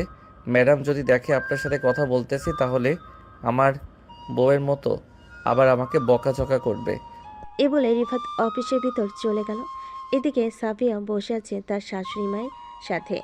বেশ কিছুক্ষণ গল্প করার পর রিফাতের আম্মু বলতে লাগলো, সাবিয়া, রাতে কি হয়েছিল? তুমি রিফাতকে ওইভাবে পিটিয়েছিলে কেন? আম্মু তেমন কিছু হয় নাই। আমি নাকি রোমান্টিক না, সে নাকি আরেকটা বিয়ে করবে, এই জন্য আর কি তাকে পিটিয়েছিলাম। 2 দিন তো বিছানায় শুয়েই রেখেছিল আমাকে। ওইটা মনে নাই, এর জন্য মনে করিয়ে দিলাম কালকে রাতে পিটিয়েছি। একদম ঠিক করেছো। এরকম ছেলের এরকম হওয়া দরকার। মাঝে মধ্যে এরকমভাবে পিটাবে, দেখবে একদম সোজা হয়ে যাবে। তোমার শ্বশুর আব্বাকেও আমি পিটিয়েছিলাম, পরে একদম ঠিক হয়ে গেছে। দেখো না, এখন আমার কথায় উঠবোস করে। যেখানে যাই আমরা কাছে বসে যাই। হ্যাঁ শাশুড়ি আম্মু, দেখেছি। সাবিয়া তার শাশুড়ি মায়ের সাথে কথা বলতে লাগলো। এদিকে রিফাত তার কেবিনে প্রবেশ করতে আয়েশা সে রিফাতকে উদ্দেশ্য করে বলতে লাগলো, কিরে রিফাত, রাতে কি যুদ্ধ হয়েছিল ইঁদুর আর বিড়ালের? তোর মুখের এরকম অবস্থা, মনে হয় ওই বিড়ালটা করেছে, তাই না? বাহ, খুব সুন্দর জিনিস এঁকে দিয়েছি তোর মুখে। দোয়া করি এই দাগগুলো যাতে তোর মনে থাকে। পুত্তি, তুই আবার এসেছিস আমাকে রাগিয়ে দেওয়ার জন্য। সারা রাত আমার বউ আমাকে পেটিয়েছে, এই দুঃখে আমি মরে যাইতেছি, আর তুই আমাকে এসে এসব বলতেছিস? আরে মাঝে মধ্যে এরকম কিছু মাইর খাইতে হয়। মাইর না খাইলে শরীর সুস্থ থাকবে কি করে? 2 দিন তো ভাবিকে বিছানায় শুইয়ে রেখেছিলি, এটার জন্য হয়তো ভাবি তোমাকে ও এরকমভাবে পিটাইছে মিস্টার রিফাত। দুজনেই কথা বলতেছে এমন সময় তাদের বস এসে তাদের সামনে দাঁড়ালো। তাদের বসকে দেখে রিফাত বলতে লাগলো, ম্যাডাম কালকে যে ফাইলগুলো দিয়েছিলেন ওই ফাইলগুলোর কাজ শেষ। ওইগুলোকে আপনি নিয়ে যাবেন নাকি ম্যানেজার এসে নিয়ে যাবে? ম্যানেজার এসে নিয়ে যাবে। আর তোমার মুখে এই অবস্থা কে করেছে? আগে তো তোমার মুখের অবস্থা এরকম ছিল না। নিশ্চয়ই কারোর সাথে ঝগড়া করেছো, তাই না? আরে না ম্যাডাম, আমি কারোর সাথে ঝগড়া করি নাই। বাসায় একটু বউয়ের সাথে রাগারাগি করেছিলাম, এরপর থেকে আমার এই দশা। ম্যাডাম আরেকটা কথা, আমাকে রাত 9টায় ছেড়ে দিবেন। 10টার মধ্যে বাসায় যদি না যাই তাহলে আমার কপালে দুঃখ লেখা আছে, বাসা থেকে বলে দিয়েছে। তোমার বউয়ের নাম্বার দাও তো, আমি তোমার বউয়ের সাথে কথা বলতেছি। তোমার বউ কেন তোমার সাথে এরকম করেছে এটা জানতে চাই আমি। রিফাত তার বইয়ের নাম্বারটা দিয়ে দিল। এদিকে রিফাতের বস চলে গেল তার কেবিনে। ফোন নাম্বারে ফোন দিল। বেশ কিছুক্ষণ পর সাবিয়া ফোনটা রিসিভ করে কানে কাছে নিতেই ওপাশ থেকে পরিচিত কণ্ঠ ভেসে আসলো। হ্যালো মিস সাবিহা, আপনি রিফাত সাহেবকে এরকম করেছেন কেন? মুখের তো 12টা বাজিয়ে দিয়েছেন। এরকম না করলেও পারতেন, বেচারা কিছু বলতেও পারছে না। মিস জেরিন, কেমন আছেন আপনি? অনেক দিন পর আপনার সাথে কথা হলো। আশা করি আপনি আমাকে চিনতে পারছেন। হ্যাঁ সাবিহা, তুই এটা? হ্যাঁ আমি এটা। তুই না দেশের বাইরে চলে গিয়েছিলি? দেশে আসলি কবে? আমার সাথে যোগাযোগ করলি না একবারও? রাবিয়ার কাছে তোর ফোন নাম্বারটা চেয়েছিলাম, রাবিয়া তোর ফোন নাম্বার দিতে পারে নাই। তোর নাকি বিয়ে হয়ে গেছে, এরপর তোর সাথে আর যোগাযোগ নেই তার। হ্যাঁ, কারোর সাথে যোগাযোগ নেই। তুই কি এখন অফিসে আছিস নাকি বাহিরে? অফিসে থাকলে বল, আমি আসতেছি এক্ষুনি। ঠিক আছে? হ্যাঁ আমি অফিসে আছি, তুই চলে আয়। রিফাতকে একটা সারপ্রাইজ দিব, তুই কিছু বলবি না কিন্তু। আচ্ছা, আমি কিছু বলবো না। বেশ কিছুক্ষণ পর আসতেছি আমি। আজকে সারাদিন তোকে নিয়ে ঘুরোঘুরি করব। ঠিক আছে, আয় তাহলে। সাবিয়া রেডি হয়ে চলে আসলো নিচে। তার শাশুড়ির কাছে বলে রওনা দিল অফিসের উদ্দেশ্যে। বেশ কিছুক্ষণ পর সাবিয়া চলে আসলো অফিসে। জেনের কেবিনটা খুঁজে জেনের কেবিনে প্রবেশ করতেই জেন দৌড়ে এসে সাবিয়াকে জড়িয়ে ধরল। কেমন আছিস? অনেকদিন পর তোর সাথে দেখা হয়েছে। আমি আলহামদুলিল্লাহ ভালো আছি। তুই কেমন আছিস? অনেকদিন তোকে দেখি নাই। তুমিও আলহামদুলিল্লাহ ভালো আছি। তুই এখানে বস, আমি রিফাতকে নিয়ে আসতেছি। তোকে নিয়ে আসতে হবে না, তুই এখানে বসে থাক, আমি নিজেই যাইতেছি, তাকে চমকে দিব। দেখি রিফাত কি বলে আমাকে। এ বলে সাবিয়া চলে আসলো রিফাতের কেবিনে। এসে দেখে রিফাত বসে বসে আয়েশার সাথে কথা বলতেছে। এটা দেখে সাবিয়া রাগে চোখমুখ লাল হয়ে গেল। সাবিয়াকে দেখে রিফাত চেয়ার থেকে উঠে দাঁড়ালো আর বলতে লাগলো, সাবিহা, তুমি এখানে আসলে কেন? আর তুমি আমার অফিস চিনলে কিভাবে? এসব পরে বলবো তোকে। অফিসে এসে মেয়েদেরকে নিয়ে এরকম ভাবে আড্ডা দিতেছিস, তাই না? তোর আড্ডা দেওয়া বের করতেছি আমি। রাতে বাসায় আসিস, এরপর তোর আড্ডা দেওয়া বের করব। সাবিহা প্লিজ, তুমি আমার কথাটা শোনো। এটা হচ্ছে আমার বেস্ট ফ্রেন্ড আয়েশা। প্লিজ তুমি আমার কথাটা শুনে যাও। সাবিয়া কোনো কথা না শুনে চলে আসলো জেনের কেবিনে। বেশ কিছুক্ষণ জেনের সাথে কথা বলে সাবিয়া জেনকে নিয়ে চলে আসলো বাহিরে। এদিকে রিফাত বসে বসে চিন্তা করতে লাগলো, রাতে বাসায় গেলে তার অবস্থা কি হবে, এসব চিন্তা করতেছে। এমন সময় আয়েশা এসে রিফাতকে উদ্দেশ্য করে বলতে লাগলো, কি রে রিফাত, তুই এত কি চিন্তা করতেছিস বলতো আমাকে? দুজন কথা বলতেছে। এদিকে সাবিয়া আর জিন ঘোরাঘুরি করে দুজন চলে গেল দুজনের বাসায়। রাতে বসে আছে সাবিয়া। সোফার ঘড়ির দিকে তাকাতে দেখতে পেল রাত 10টা 5 বাজে। সাবিয়া তার ফোনটা বের করে ফোন দিল রিফাতকে। এদিকে রিফাত ফোনটা না রিসিভ করে কলিং বেল দিল। সাবিয়া ফোনটা কেটে দিয়ে দরজাটা খুলতেই দেখতে পেল রিফাত দাঁড়িয়ে আছে মাথা নিচু করে। রিফাতকে মাথা নিচু করে দাঁড়িয়ে থাকতে দেখে বলতে লাগলো,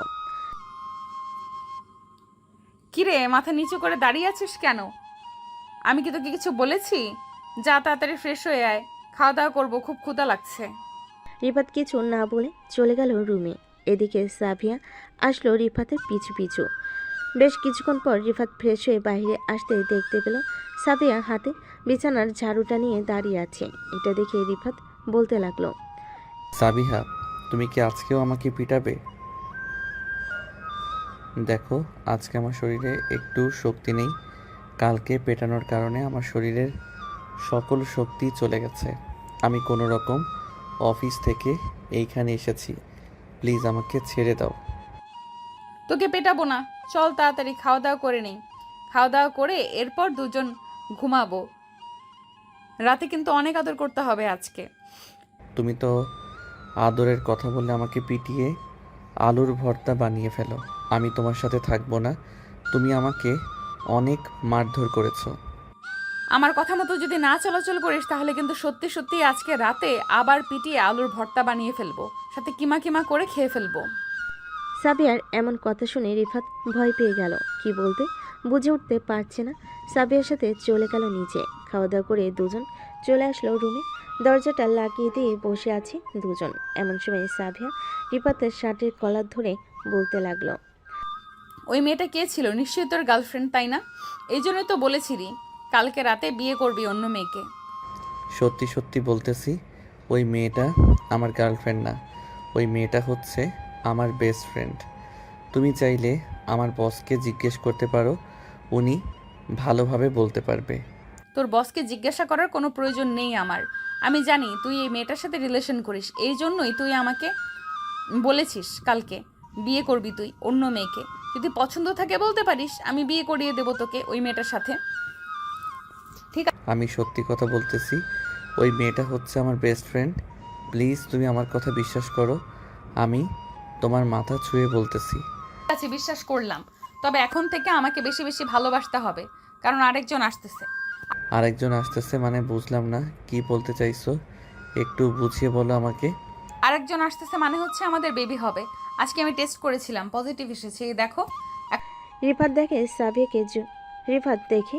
সাবিয়াকে জড়িয়ে ধরল। সাবিয়া দুই গালে এবং বিভিন্ন জায়গায় কিস করতে লাগলো।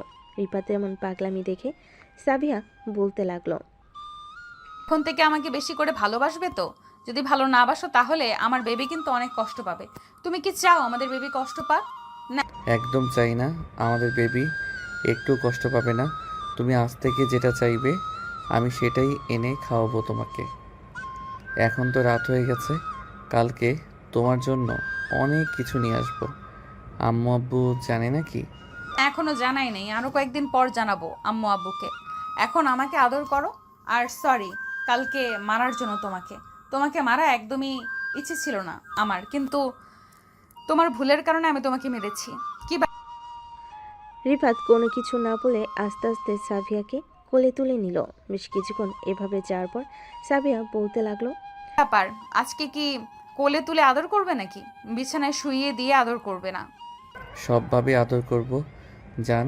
আজকে তোমাকে এমন আদর করব যাতে তুমি বিছানা থেকে না উঠতে পারো কালকে। আম্মু যাতে তোমাকে সেবা যত্ন করে সেই ব্যবস্থা করব। ঠিক আছে, করো দেখি, আমিও রেডি আছি। তুমি কি করতে পারো? এটা বলতে রিফাত আস্তে আস্তে করে সাবিয়ার ঠোঁটে, কপালে, চোখে এবং বিভিন্ন জায়গায় কিস করতে লাগলো। কিস করতে করতে আস্তে আস্তে রিফাত সাবিয়ার জামাটা খুলে সাবিয়ার নাভির দিকে এক নজরে তাকিয়ে আছে। এটা দেখে সাবিয়া বলতে লাগলো, কি ব্যাপার? এভাবে তাকিয়ে আছো কেন আমার নাভির দিকে? খেয়ে ফেলবে নাকি আমার নাভি? এত সুন্দর নাভি খেয়ে ফেলতে ইচ্ছে করতেছে, একটা চুমু দেই। এই বলে রিফাত সাবিয়ার নাভিতে বেশ কিছুক্ষণ চুমু দিল। চুমু দেওয়া শেষ হতেই সাবিয়া বলতে লাগলো, হয়েছে, আর চুমু দিতে হবে না, এখন আদর করো। আমার আদর প্রয়োজন এখন। জানেমান, আমি তো বলেছি আজকে তোমাকে এমন আদর করব যাতে সকালবেলা আম্মু তোমাকে সেবা যত্ন করে। কিন্তু এখন বেশি আদর করা যাবে না, আমাদের বেবি আসতেছে। আর 1 ঘন্টা আদর করব জানেমান, প্লিজ একটু সহ্য করো। এটা বলতেই রিফাত সাবিয়াকে আদর করতে লাগলো। বেশ কিছুক্ষণ আদর করার পর সাবিয়া বলতে লাগলো, বলে রিফাত সাবিয়াকে আরও 1 ঘন্টা আদর করে তার বুকের সাথে জড়িয়ে নিয়ে ঘুমিয়ে এসে পাড়ি জমালো। সকাল 7টা। সাবিয়া আর রিফাত ঘুম থেকে উঠে দুজন গোসল করে চলে আসলো নিচে। খাওয়া দাওয়া করে বসে আছে দুজন। এমন সময় রিফাত বলতে লাগলো, আম্মু আমি অফিসে গেলাম, সাবিহার দিকে একটু খেয়াল রেখো, সাবিহা অসুস্থ। বলে রিফাত অফিসের দিকে রওনা দিল। এদিকে রিফাতের আম্মু চলে আসলো সাবিয়ার কাছে। সাবিয়ার কপালে গালে হাত রেখে বলতে লাগলো, সাবিয়া, তোমার তো জ্বর বা ঠান্ডা কোনো কিছুই লাগে নাই। রিফাত যে বলল তুমি অসুস্থ। আসলে আম্মু আমাদের বেবি আসতে চলেছে, ডাক্তারের কাছে যাইতে হবে। রিফাত বলেছে আপনাকে নিয়ে বিকেলে ডাক্তারের কাছে যাওয়ার জন্য। আলহামদুলিল্লাহ, একটা খুশির খবর শুনতে পারলাম। ধন্যবাদ বৌমা তোমাকে। সাবিয়া তার শাশুড়ি মায়ের সাথে কথা বলতে লাগলো। এদিকে রিফাত হাসি মুখে অফিসের ভিতর প্রবেশ করতে আয়েশা এসে বলতে লাগলো, কি রে রিফাত, তোকে দেখে মনে হচ্ছে তুই খুব খুশি খুশি। বাসায় কি কিছু হয়েছে, নাকি রাতের বেলা তুই তোর বউকে মেরেছিস, এই জন্য এত খুশি খুশি লাগতেছে তোকে? আরে না, আমার বউ প্রেগনেন্ট, এর জন্য আজকে আমি অনেক খুশি। দোয়া করিস আমার বউয়ের জন্য। এটা তো অবশ্যই করব। এখন কাজ কর, একটু পর ম্যাডাম বলেছে কয়েকজন ক্লায়েন্ট আসবে, তাদের সাথে নাকি কথা বলতে হবে তোকে। আচ্ছা, তাহলে তুই তোর কেবিনে যা, আমি কাজ করি। এ বলে রিফাত তার কাজ করতে লাগলো। প্রায় আধা ঘন্টা পর কয়েকজন ক্লায়েন্ট আসলো। রিফাত তাদের সাথে কথা বলে কয়েকটা প্রজেক্ট নিয়ে নিল, গ্রাফিক্স ডিজাইনের প্রজেক্ট। এদিকে সাবিয়া তার শাশুড়িমাকে নিয়ে বিকেলের দিকে চলে আসলো হাসপাতালে। ডাক্তার কিছু টেস্ট দিল। টেস্ট করা শেষ হতেই সাবিয়া এবং তার শাশুড়ি বসে আছে কেবিনে। টেস্ট করা শেষ হতেই সাবিয়া এবং তার শাশুড়ি বসে আছে ডাক্তারের কেবিনে। প্রায় আধা ঘন্টা পর রিপোর্ট আসলো। ডাক্তার রিপোর্টগুলো দেখে হাসি মুখে বলতে লাগলো, কংগ্রাচুলেশন, আপনার বৌমা মা হতে চলেছে। এখন ওনার খেয়াল রাখবেন। 6 মাস চলতেছে, আপনাকে আরও আগে নিয়ে আসার দরকার ছিল। আমি কিছু ওষুধ এবং কিছু জিনিস লিখে দিতেছি, এগুলো খাওয়াবেন, তাহলে বাচ্চা এবং বাচ্চার মা সুস্থ থাকবে। ডাক্তার ওষুধ লিখে দিতেই সাবিয়া এবং তার শাশুড়িমাকে নিয়ে চলে আসলো বাড়িতে। রাতে খাওয়া দাওয়া করে শুয়ে আছে বিছানায়। এদিকে রিফাত সাবিয়াকে উদ্দেশ্য করে বলতে লাগলো, সাবিয়া, ডাক্তার কি বলেছে? আমাদের ছেলে বেবি হবে নাকি মেয়ে বেবি হবে, কিছু বলেছে নাকি? না, ডাক্তার এরকম কিছু বলে নাই, তবে বলেছে আমাদের যমজ বাচ্চা হবে। কিন্তু আমি কনফিউজড, একটা ছেলে একটা মেয়ে হবে নাকি দুইটাই ছেলে হবে নাকি দুইটাই মেয়ে হবে। তো কনফিউজ হওয়ার দরকার নেই, আল্লাহ যা দেয় তাতেই আমরা সন্তুষ্ট। রিফাত সাবিয়াকে জড়িয়ে ধরেই ঘুমিয়ে গেল। সকাল 10টা। রিফাত অফিসে চলে গেল। এভাবে দেখতে দেখতে চলে গেল 3টি মাস। রিফাত বাসায় বসে কাজ করতেছে, কারণ সাবিয়ার ডেলিভারির সময় প্রায় চলে এসেছে। যে কোনো সময় সাবিয়ার পেন উঠতে পারে। দুপুরবেলা খাওয়া দাওয়া করে দুজন বসে কথা বলতেছে। এমন সময় সাবিয়া চিৎকার করে উঠল। সাবিয়ার চিৎকারে তার শাশুড়ি এবং শ্বশুর দুজনই চলে আসলো উপরে। এসে দেখে সাবিয়া কান্না করতেছে। এটা দেখে রিফাতের আম্মু বলতে লাগলো, রিফাত, সাবিয়াকে তাড়াতাড়ি করে হাসপাতালে নিয়ে যেতে হবে, হয়তো সাবিয়ার সময় এসে পড়েছে, তাড়াতাড়ি নিয়ে চল গাড়িতে। রিফাত সাবিয়াকে কোলে করে নিয়ে চলে আসলো গাড়িতে। রিফাত অনেক ভয় পাইতেছে, সাবিয়ার যদি কিছু হয়ে যায় তার কি হবে। এসব ভাবতে ভাবতেই রিফাত গাড়ি চালাতে লাগলো। প্রায় 7 মিনিট গাড়ি চালানোর পর চলে আসলো হাসপাতালে। তাতে করে সাবিয়াকে অপারেশন রুমে নিয়ে যাওয়া হলো। দীর্ঘ 1 ঘন্টা পর দুজন নার্স 2টা বেবিকে নিয়ে আসলো রিফাতের কাছে। রিফাতের কোলে দিয়ে বলতে লাগলো, আপনার দুজন মেয়ে বেবি হয়েছে। আপনার স্ত্রীকে কিছুক্ষণ পর কেবিনে শিফট করা হবে, তখন আপনি আপনার স্ত্রীর সাথে দেখা করতে পারবেন। ঠিক আছে নার্স, আর আপনাদের অনেক ধন্যবাদ। রিফাত বেশ খুশি হয়ে বেশ কিছুক্ষণ পর সাবিয়াকে কেবিনে শিফট